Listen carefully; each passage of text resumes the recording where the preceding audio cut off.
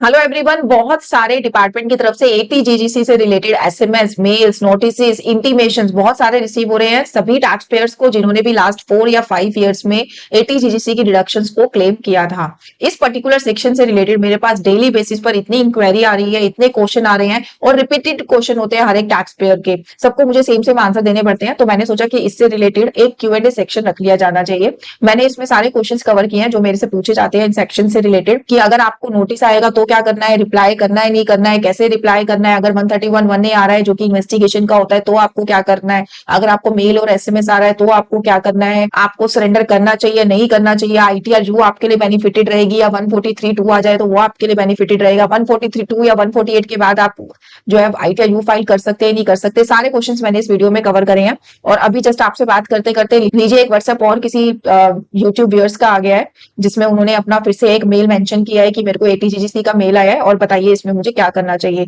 तो चलिए उन्हीं का ही मेल खोल लेते हैं। ये मुझे अभी मेल रिसीव हुआ है और तो इनके पास ये मैसेज आया है, इसमें इन्होंने एटीजीजीसी डोनेशन के बारे में मेंशन किया है। गवर्नमेंट ने 2324 AY 2324 से रिलेटेड इनका केस है और यहाँ पे डोनेशन का अमाउंट भी होगा कि इन्होंने कितने की करी है। और इनसे कहा जा रहा है as per the provision of 139(8) of income tax act, tax payer can file updated return. Department बार बार ना इस चीज पे बड़ा फोकस कर रहा है कि आप आईटीआर यू फाइल करो, आईटीआर यू फाइल करो। आईटीआर यू फाइल करने से देखो डिपार्टमेंट को तो फायदा है कि रिकवरी हो रही है और बहुत ज्यादा अभी तक रिकवर कर भी चुका है और फिर से इस मुहिम में जुड़ चुका है डिपार्टमेंट के जितने लोगों ने भी पिछले 4-5 साल में किया है ये एटीजीजीसी का डोनेशन, उन सबसे रिकवरी अब डिपार्टमेंट करके मानेगा। क्योंकि डिपार्टमेंट ने आईटीआर जो का पहले जो 2 साल का टाइम होता था उसको भी बढ़ा दिया सडनली बजट में, 4 साल का कर दिया, जिसकी एक्सपेक्टेशंस भी नहीं थी।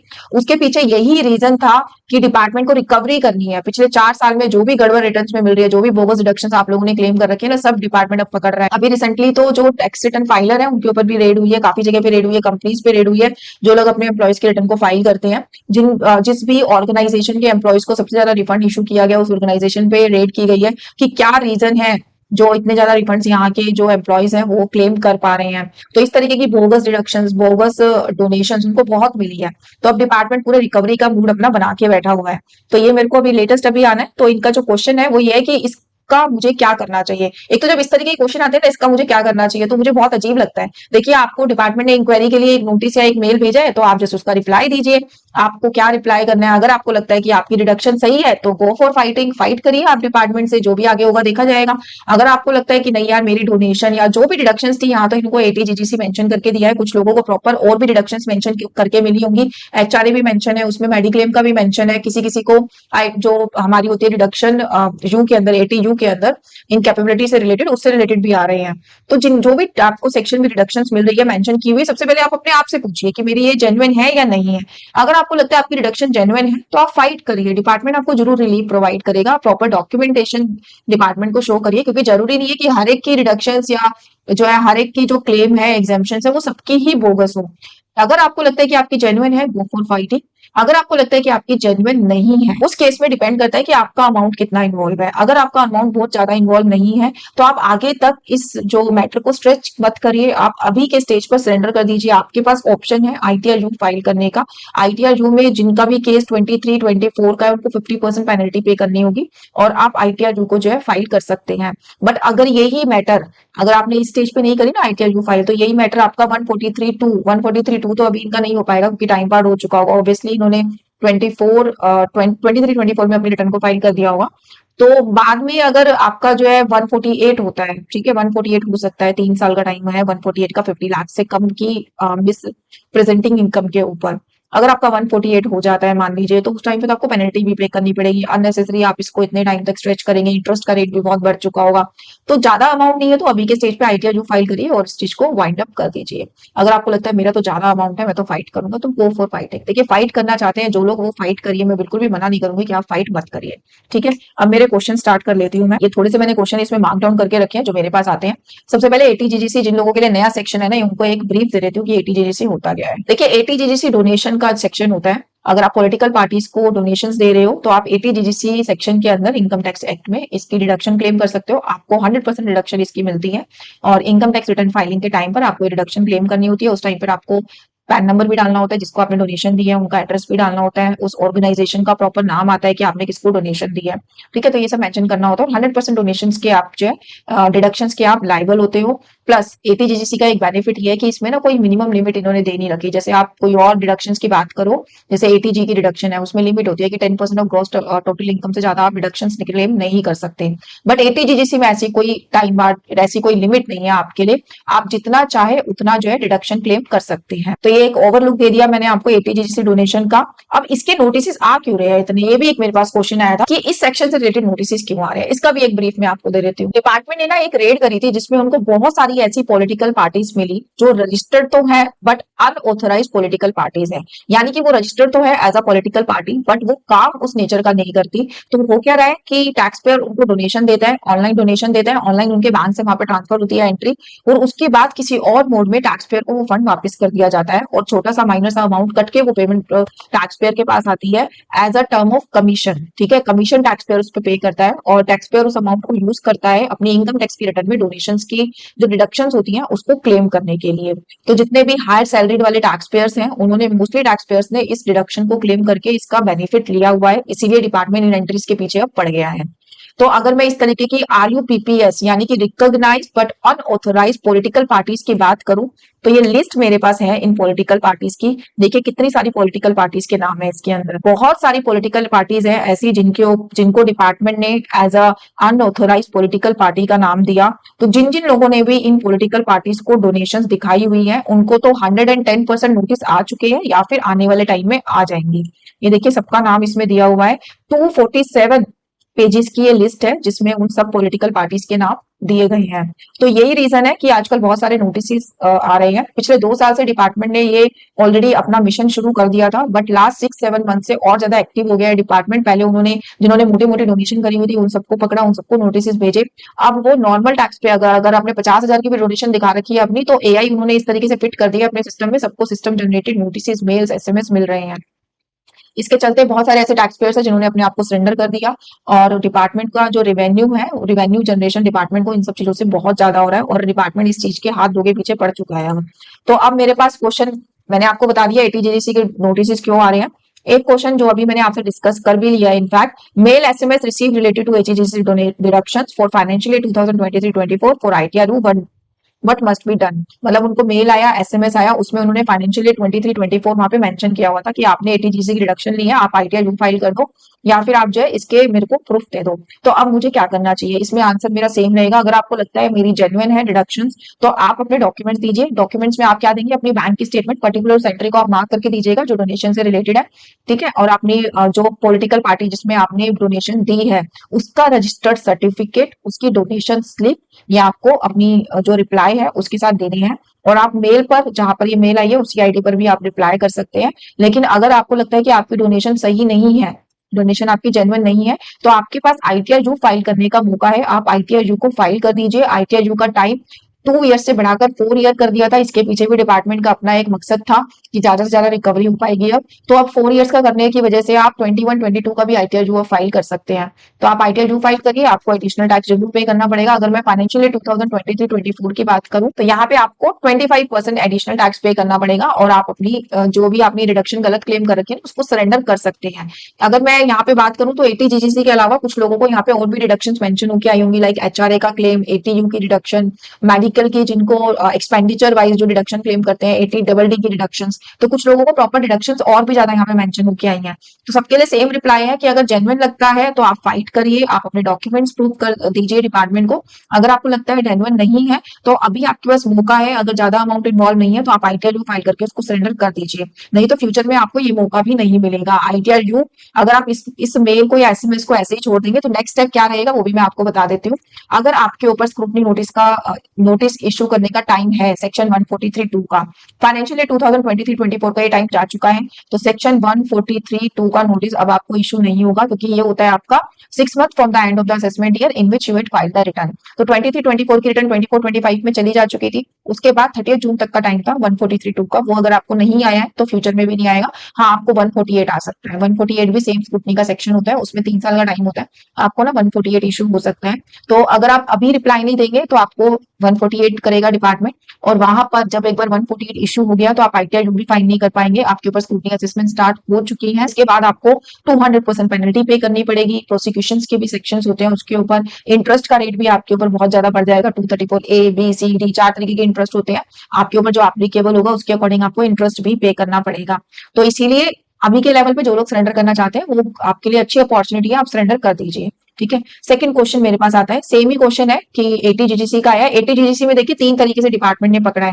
मेल एसएमएस भेजे, 131(1)A भेजा, 143(2) भेजा। तो अभी मैंने मेल और एसएमएस का बताया आपको कि अभी आपके पास मेल और एसएमएस ही आया है, आपके पास टाइम है, आप जो है आईटीआर फाइल कर सकते हैं। जिनके पास 131(1)A आया है, सबसे पहले तो 131(1)A आने की ना कोई टाइम लिमिट नहीं होती, किसी भी साल का जो है आ सकता है, क्योंकि जैसे कि इन्वेस्टिगेशन है, ये कोई नोटिस नहीं है, ये इन्वेस्टिगेशन है कि हम आपको जो है इन्वेस्टिगेशन के लिए बुला रहे हैं, आप अपने डॉक्यूमेंट्स दे दीजिए अपने डिडक्शन से रिलेटेड। 131(1)A 2 तरीके के रिसीव हो रहे होंगे, एक में तो साफ साफ मेंशन है कि आपकी रिडक्शन से रिलेटेड है, डिडक्शंस बता रखी होंगी और आपसे डॉक्यूमेंट्स मंगवाए जा रहे होंगे, आपके फिजिकल प्रेजेंस के बारे में बताया जा रहा होगा। दूसरे में कुछ नहीं मेंशन, सिर्फ आपको इन्वेस्टिगेशन के लिए बुला रहे हैं वो, तो उसमें भी आपको चेक करना है कि आपकी उस ईयर से रिलेटेड क्या क्या ट्रांजेक्शन थी। अगर डोनेशन या डिडक्शन से रिलेटेड कुछ है तो डेफिनेटली आपको इसी चीज के लिए बुलाया जा रहा है। और नोटिस में कई बार आईटीआर का भी जिक्र किया गया है और 7 डेज का टाइम दिया गया है कि आप 7 डेज के अंदर अपनी आईटीआर को फाइल कर दीजिए। तो क्योंकि 131(1)A एक इन्वेस्टिगेशन है, नोटिस नहीं है, तो ये आने के बाद आप आईटीआर को फाइल कर सकते हैं। आपका ऐसा नहीं है कि आप आईटीआर फाइल नहीं कर सकते, 7 डेज का आप लोगों के लिए टाइम है, तो आप आईटीआर को अपनी फाइल कर सकते हैं। अगर आपको लगता है कि नहीं मेरी सब कुछ बिल्कुल जेन्युइन है, तो आप अपने डॉक्यूमेंट्स लेके जाइए, जो टाइम उन्होंने दिया उस टाइम पे अपेयर हुई है। अगर आप रिस्पांस नहीं करेंगे तो दोबारा से वो 131(1)A भेजेंगे। अगर आपने फिर भी रिस्पांस नहीं किया या फिर आपके डॉक्यूमेंट्स जो भी आप लेके गए हैं वो सेटिस्फैक्टरी नहीं मिले उनको, तो फिर वो उसके बाद जो आगे स्क्रूटनी असेसमेंट्स के सेक्शन है, अगर 143(2) का टाइम है तो 143(2) भेजेंगे, 148 का टाइम है तो 148 भेजेंगे। मतलब इन शॉर्ट कहीं से भी आपको छोड़ेंगे नहीं, या तो आप 131(1)A में सेटिस्फैक्टरी रिप्लाई दीजिए या फिर आपका जो है आगे केस लगने वाला है, आप स्क्रूटनी असेसमेंट्स के लिए तैयार हो जाइए। नहीं तो बेस्ट ऑप्शन है आईटीआर फाइल करिए अगर अमाउंट ज्यादा इन्वॉल्व नहीं है तो, और अपना ये जो भी मैटर है इससे राइट ऑफ कर लीजिए। अब मैंने कहा था ना 3 तरीके से डिपार्टमेंट पकड़ रहा है, अब है 143(2) का। बहुत सारे लोगों को अभी 143(2) रिसीव हुए थे और ज्यादातर का जो रीजन था वो एटीजीजीसी की डिडक्शन ही था। यहाँ से रिलेटेड मेरे पास जो क्वेश्चन आ रहे हैं वो आ रहे हैं कि अब हम आईटीआर तो फाइल नहीं कर सकते, अगर 143(2) एक बार आ गया तो आप आईटीआर फाइल नहीं कर सकते। ठीक है, अब तो आपकी स्क्रूटनी असेसमेंट शुरू हो गई है, आपको स्क्रूटनी के लिए ही केस जो है फाइट करना होगा। तो अब आपको क्या करना है, जिनको भी 143(2) आया उन सबने रिप्लाई फाइल कर दी होंगे। रिप्लाई में मैंने पहले भी अपनी रिप्लाई कैसे फाइल करना है बहुत डिटेल वीडियो बनाई थी और बहुत सारी क्वेरीज भी आई थी इससे रिलेटेड, रिप्लाई आपने दे दी है। अब आपके रिप्लाई से रिलेटेड अब आपको डिटेल क्वेश्चन एरिया डिपार्टमेंट देने वाला है कि आपको और क्या क्या डॉक्यूमेंट्स डिपार्टमेंट को देने हैं। अभी तक तो डिपार्टमेंट ने आपसे डॉक्यूमेंट्स नहीं मांगे थे 143(2) में, सबको एक जनरल सा नोटिस किया था कि आप जो अपनी नोटिस के अपनी रिटर्न के अकॉर्डिंग हमें सपोर्टिंग डॉक्यूमेंट्स दे दीजिए। अब आपके पास प्रॉपर एक क्वेश्चन एरिया तैयार होकर आने वाला है जिसमें डिपार्टमेंट आपसे मांगेगा क्या क्या इन्फॉर्मेशन डिपार्टमेंट को चाहिए।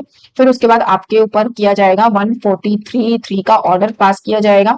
ऑर्डर से अगर आप सेटिस्फाइड हैं तो जो भी लाइबिलिटी है वो आप पे कर दीजिएगा। सेटिस्फाइड मतलब जितनी भी आपने डिडक्शंस क्लेम करी हैं वो आपको एड बैक करके देने वाला है डिपार्टमेंट प्लस इंटरेस्ट। अगर आप सेटिस्फाइड नहीं है तो आपके पास ऑप्शन है, आप अपील के लिए जा सकते हैं। अपील के लिए आप जा सकते हैं, 30 डेज के अंदर आपको अपील के लिए फाइल करना पड़ता है।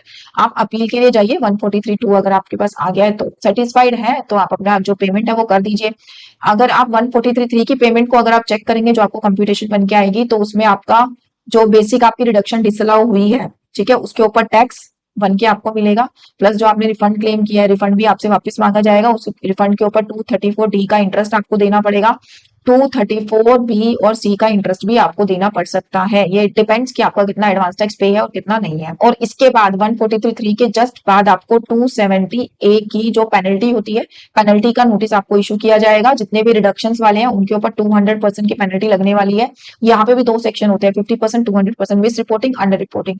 तो 200% के क्राइटेरिया में फॉल करेंगे जिनकी भी रिडक्शंस डिसअलाउ की गई है उनके लिए। तो 200% जब आएगा तो कुछ लोग मेरे से क्वेश्चन कर रहे थे कि इसका हम रिलीफ क्लेम कर सकते हैं क्या पेनल्टी का, तो पेनल्टी का रिलीफ आप क्लेम कर सकते हैं। वो होता है सेक्शन 270AA, बट उसमें भी होता है कि अगर आपके ऊपर 50% लग रही है ना तो आप लेटर लिख सकते हो अपने असेसिंग ऑफिसर को और आप इसकी इम्यूनिटी क्लेम कर सकते हैं। बट 200 के क्राइटेरिया में अगर आप आ गए ना तो आप इम्यूनिटी क्लेम नहीं कर सकते, या तो आपको प्रूव करना पड़ेगा कि आप मिस रिप्रेजेंटेशन में नहीं है, अंडर रिपोर्टिंग में है। तो इस तरीके से प्रूव करके आप 50% में फॉल करके अपनी इम्यूनिटी को क्लेम कर सकते हैं। ठीक है, अब उसके बाद एक क्वेश्चन मेरे पास आता है, बहुत ही मतलब इंटरेस्टिंग क्वेश्चन है, ये भी सभी लोगों का रहता है कि सरेंडर करें या फाइट करें। बहुत सारे ऐसे टैक्स पेयर हैं जिन्होंने मेजर मेजर अमाउंट अपना डोनेशंस दिखा के रिफंड क्लेम किया हुआ है। मैं तो सीधा कहूंगी उनका जो डोनेशन है वो बिल्कुल भी जेन्युइन नहीं है। उन्होंने अपना जो है मेजर अमाउंट दिखाया है और रिफंड क्लेम किया है।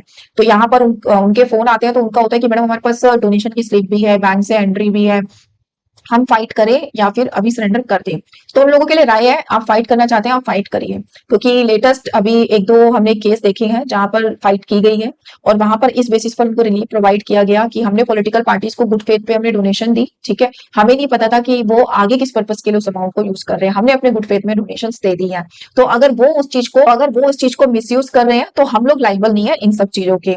तो ऐसी अपील फाइल करी गई थी, एक दो अपील्स के पॉजिटिव रिस्पॉन्स आए हैं, बट जरूरी नहीं है सबके आए। और अपील फाइल करने का एक बेनिफिट मैं आपको और बता देती हूँ क्या आपको मिल सकता है। पिछले 4 साल में एक बार डिपार्टमेंट ने विवाद से विश्वास स्कीम लेके आई थी, पिछले 2020 में लेके आई थी और अभी 2024 में लेके आई थी। अगर आप अपील में अपना केस लगा देते हैं, हो सकता है फ्यूचर में 4 साल बाद फिर इस तरीके की विवाद से विश्वास स्कीम लाई जाए और बहुत सारे टैक्स पेयर्स है जो अपील फाइल करेंगे, जेन्युइन सी बात है, बहुत सारे टैक्स पेयर अपील फाइल करेंगे, डिपार्टमेंट के पास फिर से बहुत सारी अपील जो है बाइंड अप हो जाएगी। तो उन सबको रिजॉल्व करने के लिए फिर से डिपार्टमेंट विवाद से विश्वास स्कीम ला सकती है। तो उस केस में आपको क्या करना होता है, सिर्फ आपको टैक्स का अमाउंट पे करना होगा, आपको इंटरेस्ट और पेनल्टी की इम्यूनिटी दे दी जाती है। तो जो लोग अपील के लिए जाना चाहते हैं ना वो जा सकते हैं, क्योंकि फ्यूचर में भी चांसेस है इस तरीके की विवाद से विश्वास स्कीम आएगी। अगर ये नहीं आई तो कुछ और डिपार्टमेंट सोल्यूशन जरूर देगा, क्योंकि बहुत सारे नोटिस आ रहे हैं, बहुत सारे केसेस ऐसे इकट्ठे होने वाले हैं जिनको सोल्यूशन चाहिए होगा। डिपार्टमेंट कुछ ना कुछ तो सोल्यूशन जरूर लेके आएगा फ्यूचर में। अगर आपका मेजर अमाउंट है तो गो फॉर अपील। 143(3) जब आएगा ना उसमें आपको कोई इम्यूनिटी नहीं मिलने वाली, आप जितने मर्जी डॉक्यूमेंट्स दे रहे ना डिडक्शन से रिलेटेड, आपको वो डिडक्शन एड बैक होके मिलेगी ही मिलेगी। तो आप अपील के लिए जाइए, अपील के बाद डिपार्टमेंट की अगर कोई स्कीम आती है ना तो उसका आप बेनिफिट अवेल कर सकते हैं। अब एक क्वेश्चन आता है कि हमें रिस्पॉन्स कैसे करना है। देखिए अगर आपके पास 131(1) आया है तो आप फिजिकल अपेयर हुए अपने डॉक्यूमेंट्स के साथ, डॉक्यूमेंट में मैंने आपको बता दिया क्या क्या लेके जाना है। 143(2) आया है तो ऑनलाइन आप अपने रिप्लाई फाइल कर दीजिए, कर भी दिया है लोगों ने, क्योंकि अभी लास्ट डेट जा चुकी है, मोस्टली लोगों को 7, 8, 9 की लास्ट डेट दी गई थी, उस पर सबने कर लिया है। अब आपको डिटेल क्वेश्चन एरिया मिलेगा, उसके अकॉर्डिंग आप अपना रिप्लाई दीजिएगा।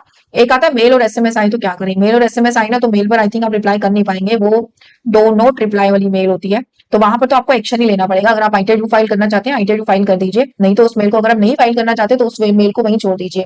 मेल के बाद जिस सेक्शन में आपके स्क्रूटनी नोटिस स्टार्ट होने वाला है वो अपने आप आपके पास स्क्रूटनी का नोटिस आ जाएगा। उसके बाद आपका जो है डिपार्टमेंट को डॉक्यूमेंट सबमिट कराना और वो सब प्रोसीजर जो है आगे के लिए शुरू हो जाएगा। तो मेल और एसएमएस वालों को इसलिए मेल और एसएमएस भेजे जा रहे हैं कि आईटीआर फाइल करना चाहते हैं तो कर दो। और आईटीआर से भी रिलेटेड एक मैं आपको बता देती हूँ, पिछले 4 सालों की डिपार्टमेंट ने अलाउ कर दी है, बट आप 2 ही सालों की अभी के लिए भर सकते हैं। यूटिलिटी पिछले 4 सालों की यानी कि 21, 22, 22, 23 की फाइल करने के लिए अभी लॉन्च नहीं की गई है। तो अभी जिन लोगों को पुराना केस है ना उनको अभी रुकना पड़ेगा, उसमें वो अपने रिस्पॉन्स में डाल सकते हैं कि अभी क्योंकि यूटिलिटी नहीं आई है तो वो अभी फाइल नहीं कर पाए, but they want to file ITR तो जब भी यूटिलिटी आएगी आप फाइल कर देंगे। तो उसके अकॉर्डिंग आप रिप्लाई बना के डाल सकते हैं। जिनकी यूटिलिटी अवेलेबल है वो आईटीआर फाइल कर दीजिए, नहीं करना चाहते तो इस मेल और एसएमएस को कुछ भी रिस्पॉन्स मत करो, अपने आप नोटिस आ जाएगा फ्यूचर में। फिर उसके बाद एक बहुत इंटरेस्टिंग क्वेश्चन आया मेरे पास कि मैडम मैं ना जानना चाहता हूँ कि आईटीआर में मेरे को ज्यादा बेनिफिट होगा या 143(2) में बेनिफिट होगा। तो इसका मैं आपको ना एक छोटा सा ब्रीफ दे देती हूँ। देखिए इंटरेस्ट जो लग के आना है ना आईटीआर में भी ऑलमोस्ट आपको उतना ही पे करना है। 143(2) का जो ऑर्डर आएगा ना उसमें भी आपको ऑलमोस्ट उतना ही पे करना होगा। इंटरेस्ट जो भी आपने रिफंड लिया है डिडक्शन को क्लेम करके वो सब आपको वापस करना पड़ेगा, उसके ऊपर इंटरेस्ट भी देना पड़ेगा। और उसके अलावा भी अगर टैक्स की लाइबिलिटी और कुछ बनती है तो वो भी देनी पड़ेगी। 234A B C D 4 तरीके के सेक्शन होते हैं, चारों तरीके के सेक्शन आपके दोनों ही केसेस में लगने वाले हैं। बस टाइम थोड़ा चेंज हो जाएगा। आईटीआर अगर आप अभी फाइल करोगे थोड़ा कम टाइम का लगेगा। 143(2) आप लेट आएगा। 143(3) का ऑर्डर मोस्ट प्रोबेबली 31 मार्च 26 तक सबको ऑर्डर मिल जाएंगे। तो उसके बाद आप फाइल करेंगे तो इंटरेस्ट आपका थोड़ा सा बढ़ जाएगा। यहाँ पर आप जो पे करेंगे वो 100% टैक्स अपना पे करेंगे। यहाँ जो आप पे करेंगे वो डिपेंड करता है कौन से साल का आप फाइल कर रहे हैं। इसमें 4 टाइप्स के एडिशनल टैक्स आपको पे करने होते हैं, 25%, 50%, 60%, 70%। ठीक है, 25% अगर आपका डिले 12 मंथ से ज्यादा है तो ठीक है, 12 मंथ्स वालों के लिए। 50% अगर 12 से 24 मंथ्स के बीच का डिले है। 24 से 36 मंथ्स वालों के लिए 60% है और 48 मंथ्स वालों के लिए 70% की पेनल्टी है। मतलब बहुत पुराना अगर केस है ना 70% आपको एडिशनल टैक्स पे करना पड़ेगा। अगर आपका पिछले साल का ही केस है तो आपको सिर्फ 25% एडिशनल टैक्स पे करना है और आपका मैटर यहीं पर ही सॉल्व हो जाएगा। कोई पेनल्टी नहीं है, कुछ नहीं है, जितना टैक्स बनता है उसका 25% और एक्स्ट्रा पे कर दीजिए। ठीक है, और हाँ यहाँ पर एक इंटरेस्टिंग क्वेश्चन मेरे पास यहाँ नहीं सॉरी 143(2) का था वो कर दीजिए। 143(2) में आपको क्या पे करना पड़ेगा, जितना आपने डिडक्शन गलत क्लेम करी है उसके ऊपर आप टैक्स कैलकुलेट करिए। आप 30% में आते हैं, 25% में आते हैं, 20% में आते हैं, वो टैक्स आप पूरा पे करेंगे। 100% आप टैक्स पे करेंगे, इंटरेस्ट पे करेंगे। और जैसे ही 143(3) आपका ऑर्डर आ गया, उसके 1 महीने के अंदर अंदर आपको मिलेगा 270A की पेनल्टी का नोटिस कि आप 200% पेनल्टी पे कर दीजिए। और इस पेनल्टी की इम्यूनिटी के लिए भी नहीं जा सकते आप, क्योंकि 50% पेनल्टी की, अगर 50% लगा रहे हैं तो 50% की इम्यूनिटी आप क्लेम कर सकते हैं, बट 200% वालों को नहीं मिलेगा। जितने भी डिडक्शन वाले लोग हैं वो 200% पेनल्टी में आते हैं, उनको नहीं मिलेगी इम्यूनिटी। ठीक है, तो ये आपको एक्स्ट्रा पे करने पड़ेगा 200%। टैक्स आपका उतना ही आईटीआर जितना, और इंटरेस्ट थोड़ा सा ज्यादा होगा आईटीआर से, वो आपको पे करना होगा। इसके अलावा प्रोसिक्यूशन के सेक्शन होते हैं, वो आपको करने पड़ेंगे, प्लस आपके सीए के चार्जेस भी ज्यादा रहेंगे। आप अपील में जा रहे हैं, 143(2) करा रहे हैं, आईटीआर के तो उतने चार्जेस नहीं होते। तो ये देख लीजिए, अब आप देख लीजिए 143(2) के लिए जाएंगे या आईटीआर के लिए जाएंगे। अब एक क्वेश्चन आता है कि मान लो नोटिस मेरे पास आया 131(1) का, 143(2) का, मैंने कोई रिप्लाई नहीं किया, मुझे फिर आगे क्या होगा। देखिए, अगर 143(2) आया, आपने कोई रिप्लाई नहीं किया, तो बेस्ट जजमेंट ऑर्डर 144(b) के अंदर डिपार्टमेंट आपका बेस्ट जजमेंट ऑर्डर करेगा। अपने आप जो भी उसको लगता है कि इतने एडिशन होने चाहिए, वो एड ऑन करके आपको जो फाइनल लाइबिलिटी है वो भेज देगा। आपको लाइबिलिटी 30 दिन के अंदर अंदर पे करानी होगी। लेकिन अगर आप रिप्लाई कर देंगे तो आप एटलीस्ट अपना मैटर डिपार्टमेंट के ऊपर रख सकते हैं, आप इम्यूनिटी के लिए जा सकते हैं। क्योंकि अगर 144(b) हुआ उसके बाद पेनल्टी लगी, तो उस केस में तो आप इम्यूनिटी के लिए भी नहीं जा सकते, अगर 50% का केस है तो भी, क्योंकि इसकी भी कुछ टीएनसी होती है जो आपको कंप्लाई करनी पड़ती है। तो कुछ भी आए, नोटिस आए, इन्वेस्टिगेशन आए, रिप्लाई तो जरूर बनता है। Can you apply even after notice is received, यहाँ पे था बेसिकली आईटीआर के लिए आप अप्लाई कर सकते हैं कि अगर नोटिस रिसीव हो गया तो। इसका आंसर मैं ऑलरेडी दे चुकी हूँ। अगर आपके पास 148 आ गया, 143(2) आ गया, मतलब बेसिक आपकी स्क्रूटनी असेसमेंट अगर शुरू हो गई ना, तो आप आईटीआर फाइल नहीं कर पाएंगे। बहुत सारे लोगों ने ना गलती करी है ऐसी। मेरे पहले डिपार्टमेंट ने ना, जिनको भी 143(2) इशू किया, उन सबको डिपार्टमेंट ने मेल और एसएमएस भेज के मौका दिया था कि आप अपना आईटीआर फाइल कर लो। किसी ने भी फाइल नहीं किया। अब उन सबको आईटीआर की जगह 143(2) दे दिया गया है। अब उनके फोन आ रहे हैं कि अब हमारी आप आईटीआर कर दो। अब मैं आईटीआर नहीं कर सकती, क्योंकि टाइम आपका जा चुका है, आपके ऊपर स्क्रूटनी असेसमेंट स्टार्ट हो चुकी है। Can ITR be filed if the notice is not reply to, ये कह रहे हैं कि कुछ लोगों का ये भी लगता है, कुछ लोगों को, कि मैंने नोटिस तो आया था बट नोटिस का मैंने रिप्लाई नहीं किया, आप मेरा आईटीआर फाइल कर सकते हैं। रिप्लाई कर दिया तो माना कि आईटीआर फाइल नहीं कर सकते, बट मैंने रिप्लाई नहीं किया तो क्या आईटीआर फाइल कर सकते हैं। तो इस केस में भी आप फाइल नहीं कर पाएंगे, क्योंकि स्क्रूटनी असेसमेंट डिपार्टमेंट की तरफ से आपके ऊपर स्टार्ट हो चुका है। तो आई थिंक मैंने सारे क्वेश्चन के आपके आंसर दे दिए हैं। मेजर क्वेश्चन सबका यही रहता है, सरेंडर करें या नहीं करें। उनके लिए अगेन मैं बता रही हूँ, अगर आपकी लाइबिलिटी बहुत ज्यादा है तो आप फाइट कर सकते हैं, अपील में जा सकते हैं। फ्यूचर में जरूर डिपार्टमेंट कोई ना कोई स्कीम लेके आएगी, उस केस में आपको सिर्फ टैक्स पे करना पड़ेगा। टैक्स आपको जरूर पे करना पड़ेगा, चाहे कोई भी स्कीम हो। और उसके साथ आपको हो सकता है थोड़ी सी पेनल्टी, 50%, 25%, जैसे आईटीआर जो होती है ना, उतनी आपको पे करनी पड़े। या फिर हो सकता है आईटीआर जो ही फाइल करने का डिपार्टमेंट आपको मौका दे दे कि आज जिनके नोटिस पेंडिंग है वो आईटीआर फाइल कर सकते हैं। कुछ भी हो सकता है, क्योंकि जो ये नोटिस है या फिर जो इंटीमेशन है वो बहुत ज्यादा आ गए हैं टैक्स पेयर्स के पास। अपील्स बहुत ज्यादा पाइल्ड अप होने वाली है। फ्यूचर में उनका सोल्यूशन कुछ तो डिपार्टमेंट को देना पड़ेगा। तो जो लोग फाइट करना चाहते हैं, गो फॉर फाइटिंग, और जिनका जेन्युइन है उनको तो फाइट करनी ही चाहिए। इसी से रिलेटेड अगर आपको मेरी कोई सर्विसेज चाहिए तो आप गिवन नंबर पे कनेक्ट कर सकते हैं। अगर आपकी कोई क्वेरी है तो आप नीचे कमेंट सेक्शन में डाल के पूछ सकते हैं। अगेन आई एम रिक्वेस्टिंग, जिन लोगों को भी क्वेरी है ना, प्लीज यूट्यूब पे कमेंट सेक्शन में डाला करें। मैं सबको रिप्लाई करती हूँ। व्हाट्सएप पे आते हैं ना, सेम मेरे पास क्वेरी आती है, तो एक एक को सेम आंसर देना थोड़ा मुश्किल हो जाता है। तो यहाँ आप डालिए। एक चीज और मैं जो बताना चाहती हूँ कि स्क्रूटनी असेसमेंट आपको कब तक आ सकता है, क्योंकि अगर आप रिस्पॉन्स नहीं करेंगे तो स्क्रूटनी में केस आएगा आपका। देखिए 143(2) का फाइनेंशियल ईयर 2023-24 का अब नहीं आ सकता, अगर आपने टाइम पे अपनी रिटर्न भर दी थी तो। लेकिन 148 आपका आ सकता है। इस सेक्शन में आपकी स्क्रूटनी असेसमेंट शुरू हो सकती है। यहाँ पे आपके पास 50 लाख से अगर कम है आपकी डिस्प्यूटेड इनकम, तो यहाँ पे आप डिपार्टमेंट के पास 3 साल का टाइम होता है स्क्रूटनी असेसमेंट में जाने का। अगर वही 50 लाख से ज्यादा है तो डिपार्टमेंट के पास ये जो टाइम होता है ना, ये 5 ईयर्स का होता है। तो सब लोग आई थिंक डिडक्शंस वाले तो इसी क्राइटेरिया में फॉल करेंगे। तो आपका 143(2) तो नहीं हो सकता अभी, बट 148 में आपको नोटिस आ सकता है। तो अपने जिस भी ईयर का आपको नोटिस आया है, जिस भी ईयर की आपकी डिडक्शंस है, उनका पहले ईयर का कैलकुलेट कर लो कि 148 आपको कब तक आ सकता है। 3 years from the end of the assessment year, ठीक है। यानी कि 22-23, अगर मैं financial year sorry assessment year की बात करूं, तो 23, 24, 24, 25, 26, 27, 31 मार्च 27 तक आपको आ सकता है स्क्रूटनी का नोटिस, ठीक है। तो आप अपना कैलकुलेट कर लीजिए किस ईयर का आपका फॉल्ट है। अगर आपको लगता है कि और 6 महीने में तो ये टाइम बार ही हो जाएगा, फिर आ ही नहीं सकता, तो रिस्क लेना चाहते हैं आप, रिस्क ले सकते हैं। तो सर्विसेज लेनी है तो गिवन नंबर पे कनेक्ट करिए। क्वेश्चन पूछना है तो आप यूट्यूब के चैनल पे मुझसे डाल के पूछ सकते हैं। Thank you so much.